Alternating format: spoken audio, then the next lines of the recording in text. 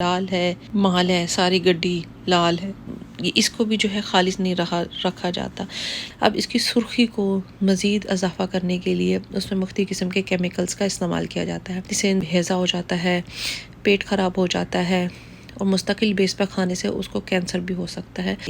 अब अगर हमारे घर में इस तरह तरबूज आ भी जाए तो हमें कैसे पता चले कि ये इसके ऊपर केमिकल लगा हुआ है कि नहीं लगा हुआ। उसका एक बेहतरीन हल ये है। अब हम जाते हैं दूसरे फल की तरफ जो कि गर्मियों पे ख़ास उगाता है, जो आम खास सब लोग जो है वो खाते हैं। आम फलों का बादशाह, इसके साथ भी वही ज़्यादती है, इसके साथ भी केमिकल डाले जा रहे हैं। और अगर आपके अब जिस्म पेट में दर्द हो रहा है, कहीं जलन लग रही है, कोई मसला हो रहा है, सबसे पहले पूछते हैं आप आम तो नहीं खा रहे? जी हम आम तो खा रहे हैं कि जी आम खाना छोड़ दें। क्यों? कि जिससे गैस बनती है, इसमें केमिकल डलता है। आपने क्या करना है कि आम लेकर आए तो उसके अंदर चंद चीज़ें हैं, उस चीज़ का एहतियात करें, जिससे पता चल जाएगा कि आम जो है वो दरख्त के ऊपर पका हुआ है या नेचुरल तरीके से पका हुआ है या उसने केमिकल डाला। अस्सलाम वालेकुम। ये गर्मियों का सीज़न शुरू होता है तो एक वायरल आवाज़ जो है वो गूंजना शुरू हो जाती है जगह जगह से, लाल है, माल है, सारी गड्डी लाल है। ये तरबूज तो अल्लाह ताला ने एक हमारे ऊपर एक बहुत इतनी सारी नेमतों में से एक बहुत बड़ी नेमत तरबूज भी है कि इसके अंदर 80% पानी होता है। पानी की गर्मी में पूरी करने के लिए अल्लाह ताला ने ये हमें नेमत अता की है, तो ताकि डिहाइड्रेशन ना हो और इंसान की कमी पूरी हो जाए। लेकिन इसको भी जो है खालिस नहीं रखा जाता। क्यों? हालांकि इसका कोई फ़र्क नहीं पड़ता ज़्यादा, लेकिन वो सोच जो होती है ना, वो सोच जो है ना बस इंसान को जो है ना गलत काम पर मजबूर कर देती है।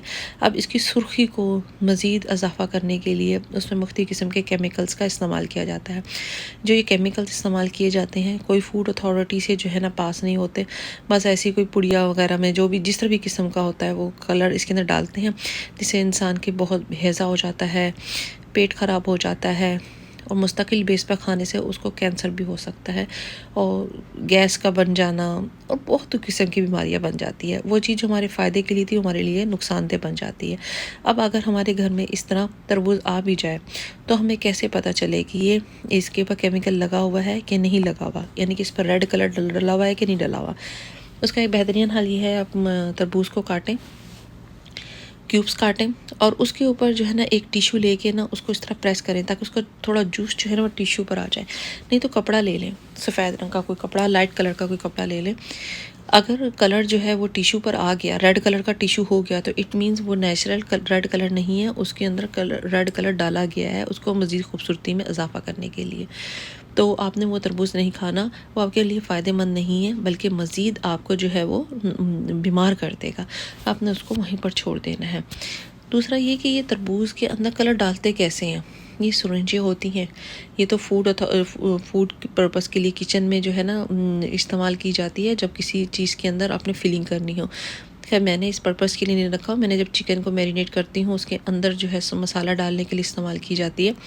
इस सिरिंज में रेड कलर डालते हैं जो कोई कहीं से अप्रूव नहीं है और उसके अंदर इंजेक्ट करते हैं, उससे वो रेड कलर हो जाता है।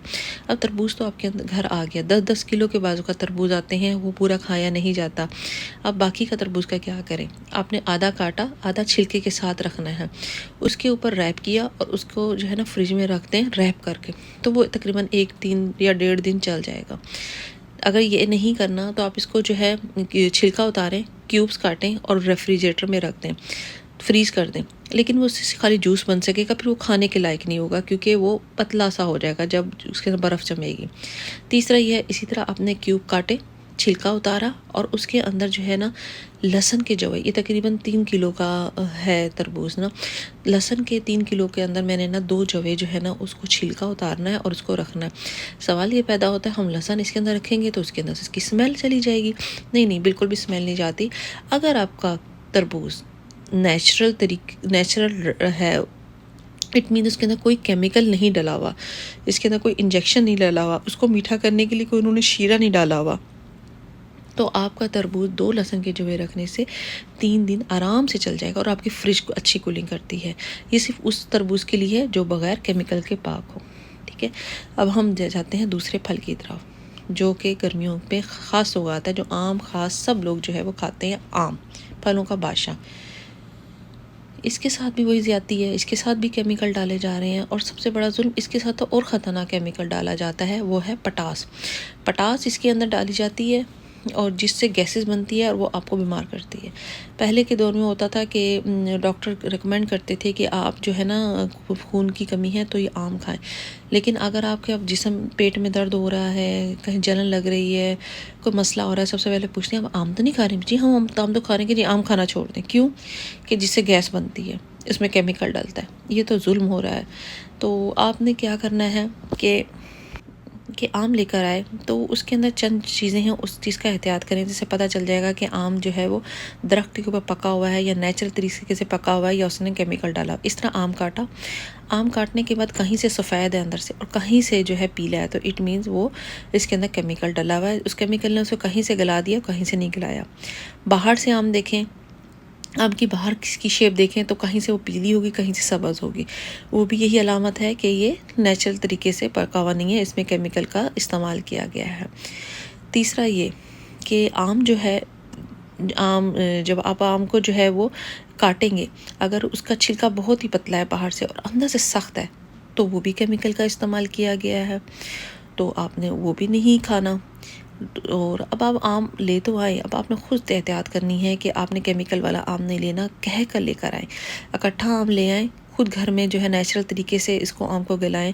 कम आम भी ला सकते हैं, वो कम आम है तो आटे की टैंकी के अंदर रख दें, या फिर आप जो है उसके ऊपर अखबार लपेट कर उसको रख दें बिस्तरों के दरमियान, यानी कि नेचुरल तरीके से हीट देंगे तो वो आम जो है वो गल जाएगा और उसके अंदर कोई जो है ना वो मसला नहीं होता। लेकिन थोड़ा सा वक्त लगता है, हफ़्ता लग जाता है सम टाइम। जैसे ही हफ़्ता लगा, पेट उसमें खुशबू आई, आपने 1 से 2 आम 3 आम हो वो इस्तेमाल कर लिए।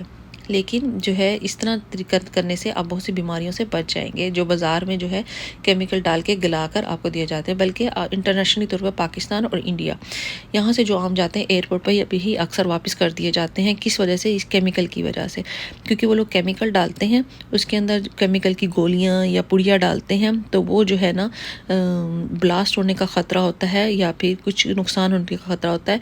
आप एयरपोर्ट पर कभी जाकर अब देखिएगा कितना आम रिटर्न हो रहा होता है लोकल बंदे से, तो वो वापस कर देते हैं।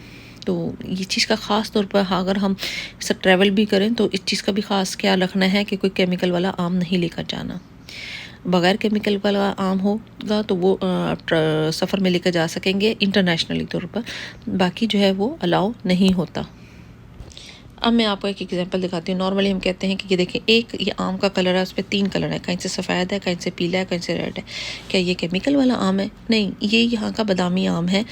ये यमन का आम होता है, ये बहुत मशहूर आम होता है। जैसे हमारे यहाँ सिंदरी आम और मीठे आम जैसे मशहूर है, इस तरह जो है ना ये आम बहुत मशहूर है। नेचुरली कलर इसके ऐसे हैं। तो ये जैसे इकट्ठा आया आम, इसके अंदर कोई हमने केमिकल नहीं डाला, हमने जो है इसको इसी तरह ही हीट दी, किचन में रखा, हीट में रखा, तो वो आम जो है वो गल गया। और सेकंड बात ये, जैसे ही आम आया उसको धोया नहीं, जो गलेगा मैं उसको धोऊंगी। अब देखिए मैं आपको काट कर दिखाती हूँ, ये एक आम की असल आम की पहचान है। देखिए आम जब काटा तो अंदर से सारा इक्वल येलो है, कहीं से ये चटाक नहीं पड़े हुए कि कहीं से सफ़ेद होगा कहीं से पीला होगा। ये असल आम की निशानी है। और बाहर से भी इसके अंदर एक टाइटनेस सी है, कोई ये नहीं कि एक्स्ट्रा सॉफ्ट हो रहा है, छिलका सॉफ्ट है और अंदर से नरम है, या अंदर से नरम है तो बाहर से सॉफ्ट है। ये इक्वल है। ये चीज़ की अलामत है कि ये आम जो है इसके अंदर किसी किस्म का कोई मिलावट नहीं है। आप इसको इजीली खा सकते हैं। इसको खाने से बीमार नहीं होंगे, बल्कि इसको खाने से आपको फ़ायदा हासिल हुआ होगा। अब हम चलते हैं दूसरा, एक और मैं आपको तरीका बताती हूँ कि क्या पहचान हो सकती है कि आम की। आप इसी तरह एक बाउल लें, उसके अंदर पानी डालें और उसके जो अंदर जो आम लेकर आएँ वो डालें। अगर आम आपका बैठ गया है तो वो नेचुरल तरीके से पकाया हुआ है। अगर आम ऊपर तैरना शुरू हो गया पानी के ऊपर तो उसके अंदर केमिकल डाला हुआ है। वो आम आपने हरगिज़ नहीं खाना, उसको छोड़ देना है। और दूसरी बात, आप जब भी आम लेकर आए, अगर इसी तरह आपका देसी आम आपको लग रहा है तो उसको पहले आपने धोना है अच्छी तरह, उसका सारा शीरा वगैरह उतारना है, फिर उसको काट के खाना है। उम्मीद है आपको वीडियो पसंद आई होगी। अब मुझे इजाज़त दीजिए। अल्लाह हाफिज़।